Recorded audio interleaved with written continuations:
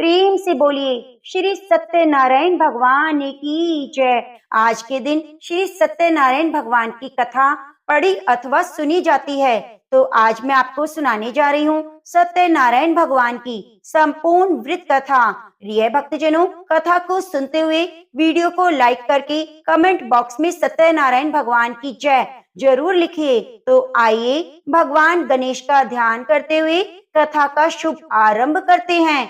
जय श्री गणेश। एक समय नैमिषारण्य तीर्थ में सौनक आदि 88,000 ऋषियों ने श्री सूत जी से पूछा, हे प्रभु, इस कलयुग में वेद विद्या रहित मनुष्यों को भक्ति किस प्रकार मिलेगी और उनका उद्धार कैसे होगा? इसलिए हे मुनि श्रेष्ठ, कोई ऐसा तप कहिए जिससे थोड़े समय में पुण्य प्राप्त हो जाए और मनवांछित फल मिले। वह कथा सुनने की हमारी इच्छा है। सर्वशास्त्र ज्ञाता श्री सूत जी बोले, हे वैष्णवों में पूज्य, आप सबने प्राणियों के हित की बात पूछी है। अब मैं उस श्रेष्ठ व्रत को आप लोगों से कहूंगा जिस व्रत को नारद जी ने लक्ष्मी नारायण से पूछा था और लक्ष्मीपति ने मुनि श्रेष्ठ नारद जी से कहा था।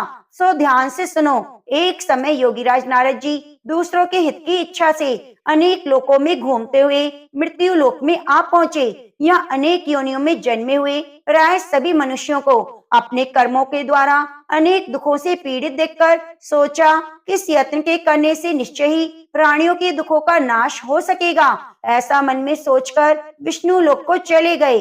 वह श्वेत वर्ण और 4 भुजाओं वाले देवों के ईश नारायण को देखकर, जिनके हाथों में शंख चक्र गदा और पद्मा थे, वे बरमाला पहने हुए थे, उनकी स्तुति करने लगे।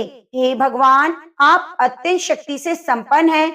मन और वाणी भी आपको नहीं पा सकती। आपका आदि मध्य अंत नहीं। निर्गुण स्वरूप सृष्टि के आदि भूति और भक्तों के दुखों को नष्ट करने वाले आप ही हैं। आपको मेरा नमस्कार है। नारद जी से इस प्रकार की स्तुति सुनकर विष्णु भगवान बोले, हे मुनि श्रेष्ठ, आपके मन में क्या है? आपका किस काम के लिए आगमन हुआ है? निसंकोच होकर कहिए। तब नारद मुनि बोले, मृत्यु लोक में सब मनुष्य जो अनेक योनियों में पैदा हुए हैं, अपने अपने कर्मों के द्वारा अनेक प्रकार के दुखों से दुखी हो रहे हैं। हे नाथ, मुझ पर दया रखते हो तो बताइए, उन मनुष्यों के सब दुख थोड़े से प्रयत्न से कैसे दूर हो सकते हैं? हे नारद, मनुष्यों की भलाई के लिए ये तुमने बहुत अच्छी बात पूछी है। जिस काम के करने से मनुष्य मोह से छूट जाता है, वह मैं कहता हूँ। सुनो, बहुत पुण्य को देने वाला स्वर्ग और मृत्यु लोक दोनों में दुर्लभ एक उत्तम व्रत है। आज मैं प्रेम वश होकर तुमसे कहता हूँ, सत्यनारायण का यह व्रत अच्छी तरह विधि पूर्वक करने से मनुष्य आयु पर्यंत यह सुख भोग पर मरने पर मोक्ष को प्राप्त होता है। श्री भगवान के वचन सुनकर नारद मुनि बोले, उस व्रत का क्या फल है, क्या विधान है, किसने ये व्रत किया है और किस दिन यह व्रत करना चाहिए? विस्तार से कहिए। भगवान श्री विष्णु बोले, दुख शोक आदि को दूर करने वाला, धन धान्य को बढ़ाने वाला, सौभाग्य और संतान को देने वाला, यह व्रत सब स्थानों पर विजय करने वाला है। भक्ति और श्रद्धा के साथ किसी भी दिन मनुष्य श्री सत्यनारायण की शाम के समय ब्राह्मणों और बंधुओं के साथ धर्म परायण होकर पूजा करे। भक्ति भाव से नैवेद्य, केले का फल, घी, दूध और गेहूं का चूर्ण सवाया ले।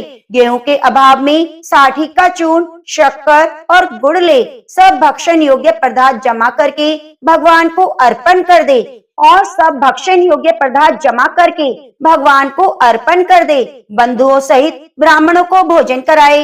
इसके बाद स्वयं भी भोजन करे। नृत्य गीत आदि का आचरण करके भगवान सत्यनारायण का स्मरण करते हुए समय व्यतीत करे।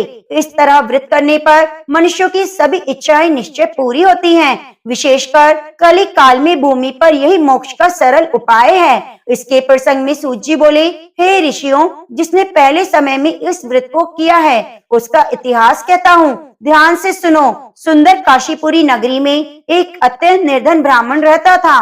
वह भूख और प्यास से बेचैन हुआ नित्य पृथ्वी पर घूमता था। ब्राह्मणों से प्रेम करने वाले भगवान ने ब्राह्मण को दुखी देखकर बूढ़े ब्राह्मण का रूप धरकर उसके पास जा आदर के साथ पूछा, हे विप्र, नित्य दुखी हुआ पृथ्वी पर क्यों घूमते हो?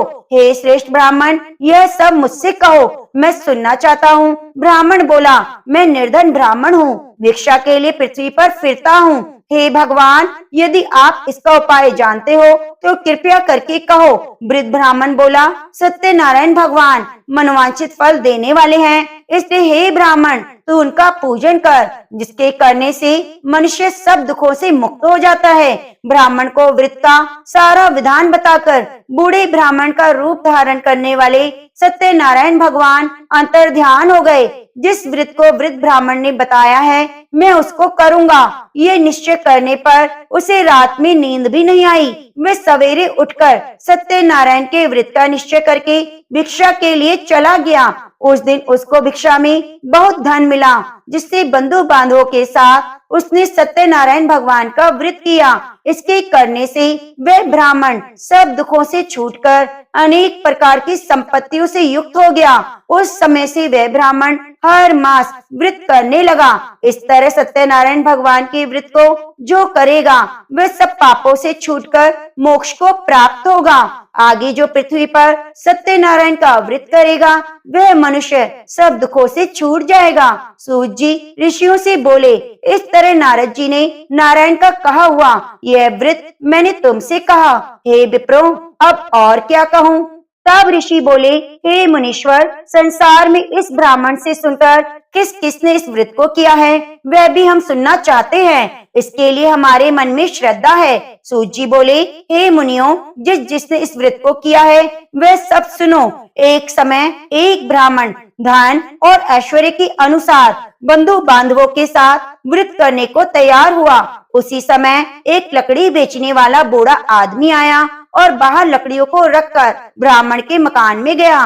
प्यास से दुखी लकड़हारे को उनका व्रत करते देखकर ब्राह्मण को नमस्कार करके कहने लगा, आप ये क्या कर रहे हैं और इसके करने का क्या फल मिलता है, कृपया करके मुझसे कहिए। ब्राह्मण ने कहा, सब मनोकामनाओं को पूरा करने वाला ये सत्यनारायण भगवान का व्रत है, इसी की कृपा से मेरे यहाँ धन धान्य की वृद्धि हुई है। ब्राह्मण से इस व्रत के बारे में जानकर लकड़हारा बहुत ही प्रसन्न हुआ। चरणामृत लेकर प्रसाद खाने के बाद अपने घर को गया। लकड़हारे ने मन में इस प्रकार का संकल्प किया कि आज गांव में लकड़ी बेचने से जो धन मिलेगा उसी से सत्यनारायण भगवान का उत्तम व्रत करूंगा। मन में विचार करके वह बूढ़ा आदमी लकड़ियां अपने सिर पर रखकर जिस नगर में धनवान लोग रहते थे ऐसे सुंदर नगर में गया। उस दिन वहां उसे उन लकड़ियों का दाम पहले दिनों से चौगुना मिला। तब वह बूढ़ा लकड़हारा दाम लेकर अति प्रसन्न होकर पक्के केले की फली, शक्कर, घी, दूध, दही और गेहूं का चूर्ण इत्यादि सत्यनारायण भगवान के व्रत की कुल सामग्रियों को लेकर अपने घर गया। फिर उसने अपने भाइयों को बुलाकर विधि के साथ भगवान जी का पूजन और व्रत किया। उस व्रत के प्रभाव से वह बूढ़ा लकड़हारा धन, पुत्र आदि से युक्त हुआ और संसार के सभी सुखों को भोग कर बैकुंठ को चला गया। श्री सूत जी बोलते हैं, हे श्रेष्ठ मुनियों, अब आगे की कथा कहता हूँ, सुनो। पहले समय में उल्का मुख नाम का एक बुद्धिमानी राजा था। वह सत्यवक्ता और जितेंद्रिय था। प्रतिदिन देव स्थानों पर जाता, गरीबों को धन देकर उनके कष्ट दूर करता था। उसकी पत्नी कमल के समान मुख वाली सती साध्वी थी। भद्रशिला नदी के तट पर उन दोनों ने श्री सत्यनारायण भगवान का व्रत किया। उस समय एक वहां साधु वैश्य आया। उसके पास व्यापार के लिए बहुत सा धन था। वे नाव को किनारे पर ठहराकर राजा के पास आया और राजा को व्रत करते देखकर विनय के साथ पूछने लगा, हे राजन, भक्ति युक्त चित्त से आप यह क्या कर रहे हैं? मेरी सुनने की इच्छा है, सो आप यह मुझसे बताइए। राजा बोला, हे साधु, अपने बांधवों के साथ पुत्र आदि की प्राप्ति के लिए महाशक्तिमान सत्यनारायण भगवान का व्रत और पूजन किया जा रहा है। राजा के वचन सुनकर साधु आदर से बोला, हे राजन, मुझसे इसका सब विधान कहो, मैं भी आपकी कथा अनुसार इस व्रत को करूंगा। मेरे भी कोई संतान नहीं, इससे निश्चय हो जाएगी। राजा से सब विधान सुनकर व्यापार से निवृत्त होकर वह आनंद के साथ घर गया। साधु ने अपनी स्त्री से संतान देने वाले उस व्रत का समाचार सुनाया और कहा कि जब मेरे संतान होगी तब मैं इस व्रत को करूंगा। साधु ने ऐसे वचन अपनी स्त्री लीलावती से कहे। एक दिन उसकी स्त्री लीलावती पति के साथ आनंदित होकर सांसारिक धर्म में प्रवृत्त होकर भगवान की कृपा से गर्भवती हो गई। 10वें महीने में उसने एक सुंदर कन्या को जन्म दिया। दिनों दिनों वह इस तरह बढ़ने लगी जैसे शुक्ल पक्ष का चंद्रमा बढ़ता है। कन्या का नाम कलावती रखा गया। तब लीलावती ने मीठे शब्दों में अपने पति से कहा, जो आपने संकल्प किया था भगवान का व्रत करूंगा, अब आप उसे करिए। बोला, प्रिय, इसके विवाह पर करूंगा। इस प्रकार अपनी पत्नी को आश्वासन देकर वे नगर को गया। कलावती पितृगृह में वृद्धि को प्राप्त हो गई। साधु ने जब नगर में सखियों के साथ अपनी पुत्री को देखा तो तुरंत दूत बुलाकर कहा, पुत्री के वास्ते कुछ सुयोग्य वर देखिए। साधु की आज्ञा पाकर दूत कंचन नगर पहुंचा। बड़ी खोज और देखभाल कर लड़की के लिए सुयोग्य वर को लाया। लड़के को देखकर साधु ने अपने बंधु बांधवों सहित प्रसन्नचित्त मन से अपनी पुत्री का विवाह उसके साथ कर दिया। किंतु दुर्भाग्य से विवाह के समय भी उस व्रत को करना भूल गया। तब श्री भगवान क्रोधित हो गए और श्राप दिया कि तुम्हें दारुण दुख प्राप्त होगा। अपने कार्य में कुशल साधु बनिया जमाता सहित समुद्र स्थित रतनपुर नगर में गए। वहां दोनों ससुर जमाई चंद्रकेतु राजा के नगर में व्यापार करने लगे। एक रोज भगवान सत्यनारायण की माया से प्रेरित होकर कोई चोर राजा का धन चुराकर भागा जा रहा था, किंतु राजा के दूतों को आता देखकर चोर ने घबराकर भागते हुए राजा के धन को वहीं चुपचाप रख दिया जहाँ ससुर जमाई ठहरे हुए थे। तब दूतों ने उस साधु वैश्य के पास राजा के धन को रखा देखा तो वे दोनों को बांधकर ले गए और प्रसन्नता से दौड़ते हुए राजा के समीप जाकर बोले, यह दो चोर हम पकड़कर लाए हैं, देखकर आज्ञा दें। तब राजा की आज्ञा से उनको कठोर कारावास में डाल दिया गया। उनका सब कुछ छीन लिया गया। सत्यनारायण भगवान के श्राप के द्वारा उनकी पत्नी भी घर पर बहुत दुखी हुई और घर पर जो धन रखा था चोर चुरा कर ले गए। शारीरिक और मानसिक पीड़ा, भूख प्यास से अति दुखित हो अन्न की चिंता में कलावती एक ब्राह्मण के घर गई। वहां उसने सत्यनारायण भगवान का व्रत होते देखा। फिर कथा सुनी और प्रसाद ग्रहण करके रात को घर आई। माता ने कलावती से कहा, हे पुत्री, अब तक कहाँ रही? तेरे मन में क्या है? कलावती बोली, हे माता, मैंने एक ब्राह्मण के घर सत्यनारायण भगवान का व्रत देखा है। कन्या के वचन सुनकर लीलावती भगवान के पूजन की तैयारी करने लगी।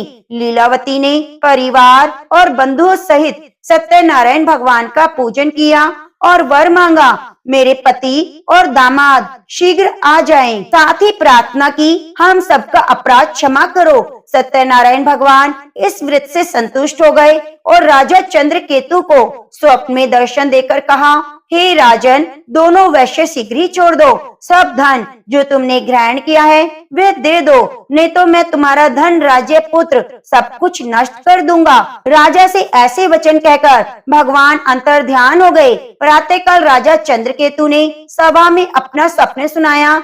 फिर दोनों को बुलाया। दोनों ने आते ही राजा को नमस्कार किया। राजा मीठे वचनों से बोले, महानुभावों, भावी वर्ष ऐसा कठिन दुख प्राप्त हुआ है, अब तुम्हें कोई भय नहीं। राजा ने उनको नए नए वस्त्र आभूषण पहनाए और उनका जितना धन लिया था उससे दुगना धन देकर आदर सहित विदा किया। दोनों वैश्य अपने घर को चले गए। सूत जी बोले, वैश्य ने मंगलाचार करके यात्रा आरंभ की और अपने नगर को चला। उनके थोड़ी दूर निकलने पर दंडी वेशधारी सत्यनारायण भगवान ने उनसे पूछा, हे साधु, तेरी नाव में क्या है? अभिमानी वणिक, आप क्यों पूछते हो? क्या धन लेने की इच्छा है? अभिमानिक वाणिक बोलने लगा, आप क्यों पूछते हो? क्या धन लेने की इच्छा है? मेरी नाव में तो बेल पत्ते भरे हैं। वैश्य का कठोर वचन सुनकर भगवान ने कहा, तुम्हारा वचन सत्य हो। दंडी ऐसा कहकर वहां से दूर चले गए और कुछ दूर जाकर समुद्र के किनारे बैठ गए। दंडी के जाने पर वैश्य ने नित्य क्रिया करने के बाद नाव को ऊंची उठी देखकर अचंभा किया और नाव में बेल पत्ते आदि देखकर मूर्छित होकर जमीन पर गिर पड़ा। फिर मूर्छा खुलने पर अत्यंत शोक प्रकट करने लगा। तब उसका दामाद बोला, आप शोक ना करें, ये डंडी का श्राप है, अतः उनकी शरण में चलना चाहिए, तभी हमारी मनोकामना पूरी होगी। दामाद के वचन सुनकर वह डंडी के पास पहुंचा और अत्यंत भक्ति भाव से नमस्कार करके बोला, मैंने जो आपसे असत्य वचन कहे थे उनको क्षमा करो। ऐसा कहकर महान शोकातुर होकर रोने लगा। तब डंडी भगवान बोले, हे वैश्य, बार बार तुम्हें दुख प्राप्त हुआ है, तू मेरी पूजा से विमुख हुआ है। साधु बोला, हे भगवान, आपकी माया से तो मोहित ब्रह्मा आदि भी आपके रूप को नहीं जानते, तब मैं अज्ञानी कैसे जान सकता हूँ। आप प्रसन्न होइए, मैं सामर्थ्य के अनुसार आपकी पूजा करूंगा, मेरी रक्षा करो और पहले के समान नौका में धन भर दो। उसके भक्ति युक्त वचन सुनकर भगवान प्रसन्न होकर उसकी इच्छा अनुसार वर देकर अंतर ध्यान हो गए। तब उन्होंने नाव पर आकर देखा कि नाव धन से परिपूर्ण है। फिर वह सत्यनारायण भगवान का पूजन कर साथियों सहित अपने नगर को चला। अब अपने नगर के निकट पहुंचा तो दूतों को घर भेजा। दूत ने साधु के घर जाकर स्त्री को नमस्कार करके कहा कि साधु अपने दामाद सहित इस नगर के समीप आ गए हैं। ऐसा वचन सुनकर साधु की स्त्री ने बड़े हर्ष के साथ सत्यदेव का पूजन कर पितरी से कहा, मैं अपने पति के दर्शन को जाती हूँ, तू कार्य पूर्ण करके शीघ्र आना। माता के ऐसे वचन सुनकर कलावती प्रसाद छोड़कर पति के पास गई। प्रसाद की अवज्ञा के कारण सत्यदेव ने रुष्ट होकर उसके पति को नाव सहित पानी में डुबो दिया। कलावती अपने पति को न देखकर रोती हुई जमीन पर गिर पड़ी। इस तरह नौका को डूबा हुआ कन्या को रोता देखकर साधु दुखी होकर बोला, हे प्रभु, मुझसे या मेरे परिवार से जो भूल हुई है क्षमा करो। उसके दीन वचन सुनकर सत्यदेव प्रसन्न हो गए और आकाशवाणी हुई, हे साधु, तेरी कन्या मेरे प्रसाद को छोड़कर आई है, इसीलिए इसका पति अदृश्य हुआ है। यदि वे घर जाकर प्रसाद खाकर लौटे